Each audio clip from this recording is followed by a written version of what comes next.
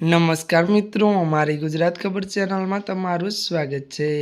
મિત્રો, અત્યારે હાલની સૌથી મોટી અને દુઃખદ ખબર સામે આવી રહી છે। જી હા મિત્રો, અત્યારે હાલ એક મોટા દુઃખદ સમાચાર મળી રહ્યા છે। હાલ હમણાં દુઃખદ નિધન થયું ત્યારે મિત્રો વાત કરવામાં આવે તો બાપરે લાઈવ મેચમાં એમ્પાયરનું મોત। વિગતવાર વાત કરવામાં આવે તો ત્યારે મિત્રો મુંબઈના એક ક્રિકેટ ગ્રાઉન્ડ પર લાઈવ મેચ દરમિયાન એમ્પાયર પ્રસાદ માંગલકરનું ત્યારે અવસાન થયું છે। આ ઘટના ક્રોસ મેદાનમાં સુંદર ક્રિકેટ ક્લબ ગ્રાઉન્ડ પર કેઆરપી લેવલ અને સેન્ટ્રલ સી વચ્ચે બામા કપ અંડર-19 મેચ દરમિયાન બની હતી।